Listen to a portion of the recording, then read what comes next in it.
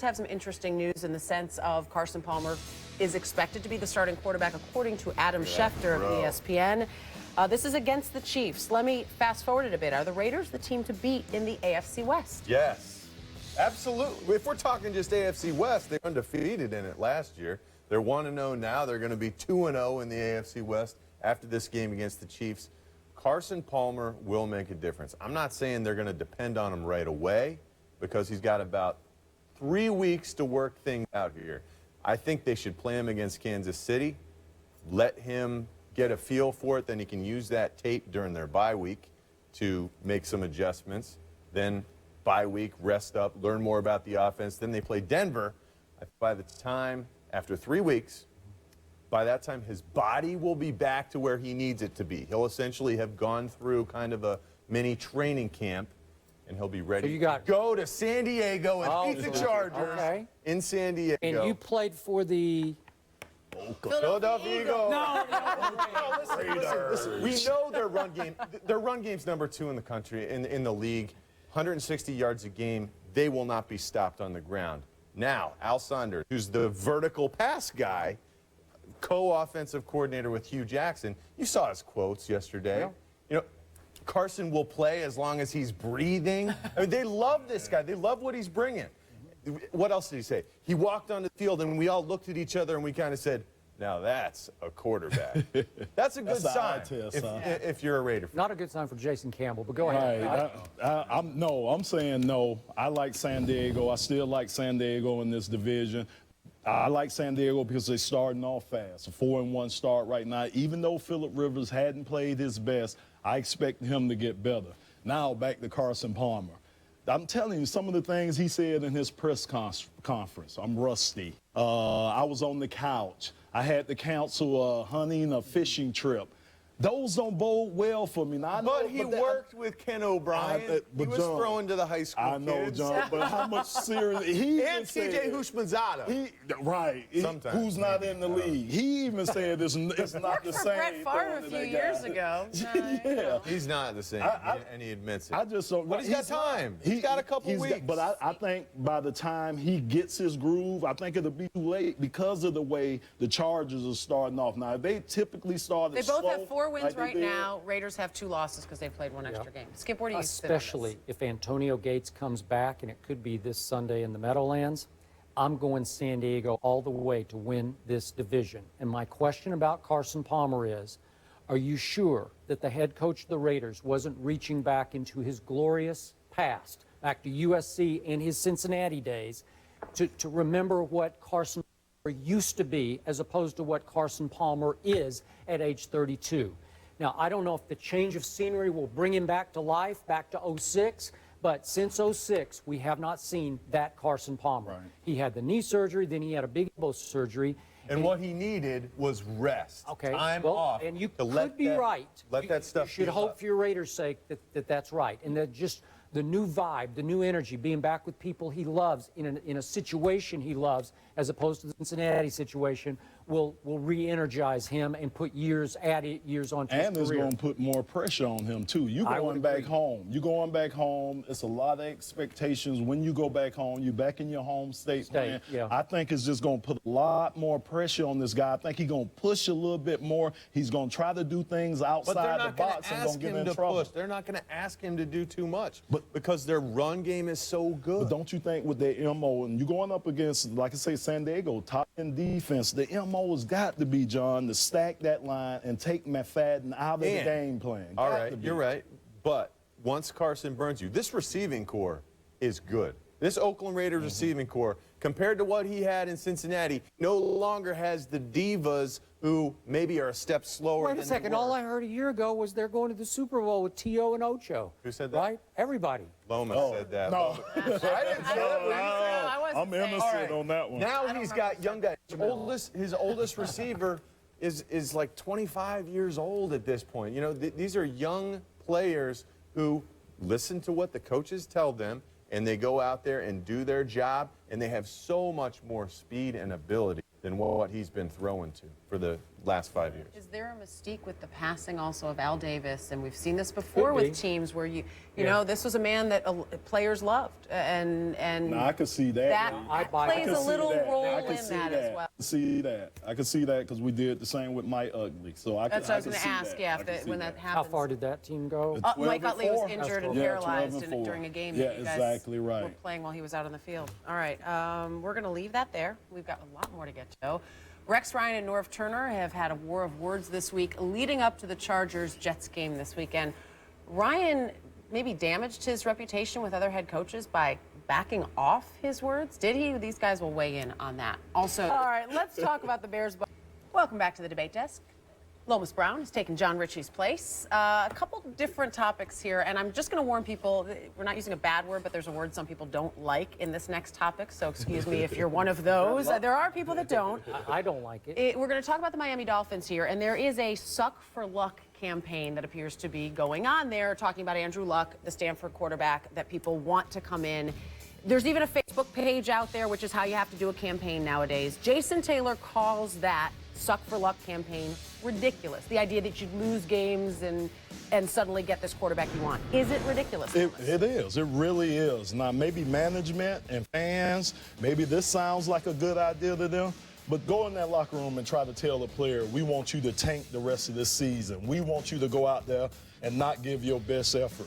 We want you to go out there and not win games because we're looking ahead to the future. That's not going to go with any veteran that I know in that locker room. They don't know if they're going to be there. You're playing for 31 other teams. You're playing for your livelihood, your family. It's just too many other variables for you to say, I'm going to give up this season. It's a wasted year that I'm not going to go out here and perform because we're trying to get Andrew Luck. You still don't know what you're going to get with Andrew Luck. Totally agree. You can't do it. It's just not possible. Now, if you're talking about from a fan or management perspective, if you're at the last game of the season and you tell me if we don't win this game, we can get him, okay, am I right? That's totally different from playing the whole season, and now you're at that point where it doesn't make sense to win this game because we lose out on possibly getting a quarterback for the future.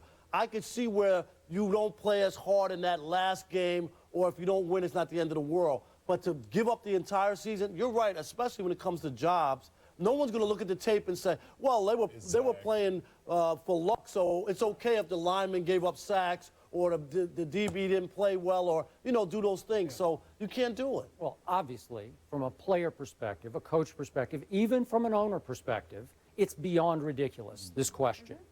But from a fan perspective, a sophisticated fan perspective, I want Andrew Luck. And I want to do whatever it takes because I'm already convinced my team is not going to make the playoffs. You think they're going to make the playoffs? No, they're not. Okay. The season's over. Coach is cooked. I got it. The coach is cooked. Coach I agree. Is done. Okay. Right. And the quarterback is probably not going to be the quarterback next year, Matt Moore. I agree. Right. Okay. A lot of these players who are going to continue to play hard will not be back next year, as hard as they might play. I'm afraid Jason Taylor's probably on his last leg. So but I admire him for playing hard. But why you say not management? Why would you think management? I just don't like the look of it, the feel of it. It doesn't feel right. Maybe in their heart of hearts they want Andrew Luck, but in no way, shape, or form can you do one thing to contribute to tanking games. I just don't buy it. Because you also diminish, especially here you're talking about a storied franchise, diminishing your name and putting yourself in the ranks of like the worst teams ever. I don't think that's where the Dolphins want to go. Now, they have a hard time selling tickets now. I agree. Now, if it happens naturally, almost by accident, because it's hard to lose 16 straight games, We right? saw it one time. Yes, it is. No, but it's hard. It is. And yet, if it happened, would it be great for the franchise? It would be the single best thing that could happen to the Miami Dolphins next year. The only problem is when you go from 0-16, it's rare. I mean, I know that the Dolphins had that turnaround from one win. Tough to go from 0-16 to being a playoff team. Okay, That means you got a lot of other big Look problems. at the Panthers, right? I mean, all of a sudden, the Panthers look really good to me, and we're about to talk about But what's their record right now? Well, that's the problem. Yeah. Why is that, Dana? Why is that? Two different things. Yeah. Cam Newton, one great stat for him. 4th in the NFL in passing yards. Woohoo! Cam gets celebrated, #1 overall pick. But his team is off to a 1-5 start. He leads the league in an interception, and he's 25th in quarterback rating. He's celebrated, though, by media types and a lot of people out there. Is Cam Newton getting a pass? Obviously, he's getting a pass. This is the second straight week I've said. I said it last week, and I said, Cam, you better win that game. What's his record, Rob? 1-5. 1-5. Thank you very much. Cam Newton now has more combined yards than the Washington Redskins do as a team. So you got Redskins at home. The odds makers say you're favored at home to win that game. Cam, I want to see you put up a W instead of 3 or 4 more interceptions, because it's time, Cam. You have way more weapons than people are giving you credit for. I'm looking at this team. Steve Smith is back. I'm seeing 2005. Is Steve Smith throwing the ball to himself? How's No, it back? but he's sure helping, because I just want to make he sure. is getting behind people the way he didn't But last he's still year. getting the football from somebody, right? Did they not add 2 tight ends who are really security blankets for Cam Newton, right? Okay. Okay, 2 of them. Did he not already have in the stable 2 of the best as a tandem running backs in the National Football League? Is that fair? Yeah. Both of them combined, right? Okay, and I can throw in, they got a bunch of other receivers who are pretty good. Brandon LaFell, I can go down the line. Pretty good. And the offensive line is pretty much intact and veteran. He's getting time to throw the ball. I'm just saying, you hold Tebow to these standards, you say, did he win? Did he win? In his first 3 starts on a 3-10 team, and I'm saying Cam should have an easier path to victory than Tebow. Who's got better weapons right now, Cam or Tebow? No, we already know that, Skip. But that's Tebow not the has point. When you virtually say- no weapons. But when you say he's getting a pass, he's not getting a pass. No one's holding his A lot feet of to the fire. people even question he should be the first overall pick and whether or not he'd be able to play at this level. There were people who questioned it. And then when he comes out of the box and has the biggest yardage for a rookie, and the first 2 games for over 900 yards, people were like, wow. Like, they were telling me this guy couldn't play in the NFL or shouldn't be the overall #1 pick. I never So that's said why, that. not you, Nope. but other people question it. And that's why I think people were so enamored and just like wowed by it. Am I right? Out of the box. I want it on the record.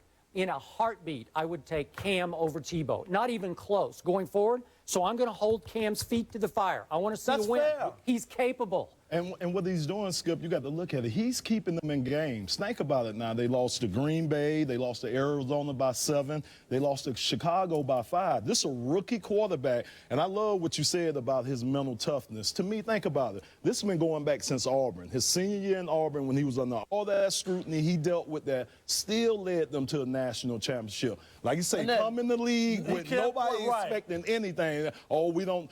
Remember, he said the playbook, it's like going to Rosetta Stone, learning another language, the playbook. Nobody expected anything from him. Like Rob said, he put up some of the best yardage for a rookie. He's ever. One touchdown. You're one making my touchdown. case for me. You're making my case. But he look needs at the to team, win. though. Right. See, I You can't never agree mentioned with the defense. team. Did you mention the Right. I defense? can't You didn't agree even with you on mention the it. team. Because they can win with their offense. They're good enough. They got to be able to stop Skip, teams, too. Skip, they Come got on. to be able to. He's absolutely right about that. And if you look at some of the guys, okay, I'll give you Steve Smith, but look at some of the other weapons on other teams around there. They aren't loaded. I mean, I think Ryan Stewart is playing better than D'Angelo Williams. Jonathan Stewart is playing Ryan better Stewart than has no chance. Trust me. Yeah, he's washed up. Stop. Yeah. Yeah. Wow. Okay. So All right. the point is, they still have more weapons than most people. But you know what, Skip? I think it's still a time-tested thing. As time goes on, he's 6 games in now. As time goes on, I think people will start to say, okay, now you go. If he goes out and beats Washington this week, it's a big matchup. Yeah. Then well, he should. If he goes out there and wins that game, people will start to look and say, You think okay, he now should beat he's going to put it. Washington? He should. Yeah, I got them I winning. agree. But the other thing, too, Skip, no OTAs, limited practice. Now, think about that for a rookie. A rookie coming in. He didn't have those advantages other rookies get. That was in unison. That was very nice. My man, Detroit thing That's right there, right. Skip. Come on. You know, he hates Detroit. Are you kidding? That's going to So do wait a it for second. Oh. Cam is starting his 6th game and Tebow starting his 4th game. So what does that mean? But we did find a player you like better than Tim Tebow, so that is news out there. We are going to I talk like a Tim lot of Tebow players. when we come back. He enjoyed a lot of success at the college level, you know that. How much of that is going to translate into the NFL? Is he going to succeed or fail as an NFL quarterback? We'll put that question out there when Christian Fourier joins us in just a moment.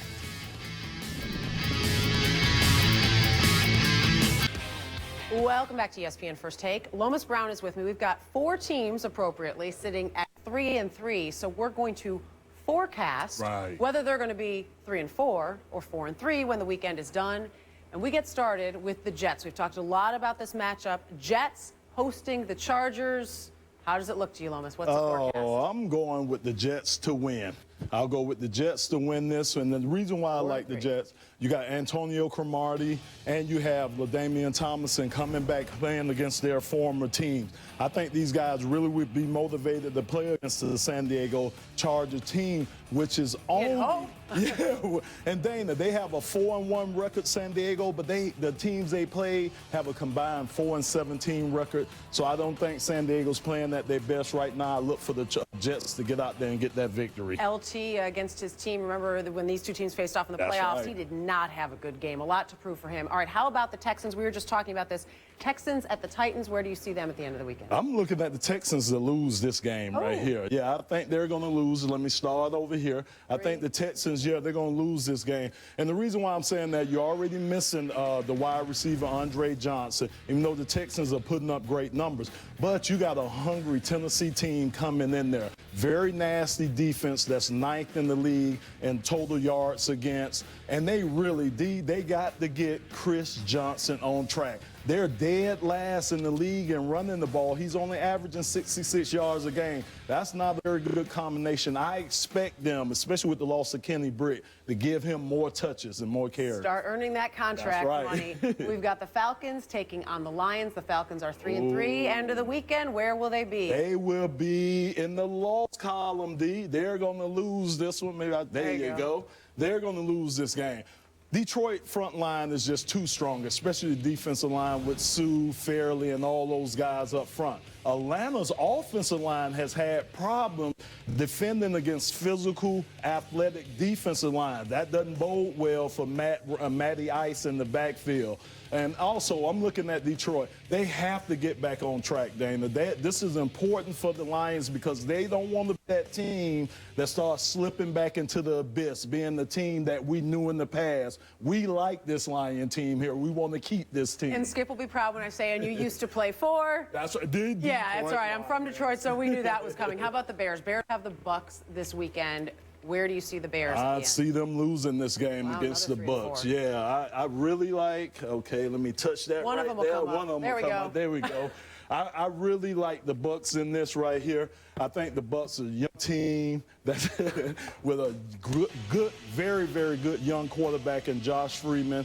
Again, I don't like the makeup of the Bears' offensive line. I just don't think they're going to give Jay Cutler enough time, especially against a Tampa Bay young defensive line. They have some very good talent, a lot of first-rounders on that front line. And Mike Martz, he needs to give Jay Cutler a chance. You know, to me, the play calling hadn't helped Jay Cutler much, so Mike Martz has a lot to do with that, So you see them 3-4. We just want to point out, we know it came up 4-3, Yeah, but 3-4. That's why it was 3-4, argued with us. All right, you ready to head on over to the big desk? We got some more to talk about with you there.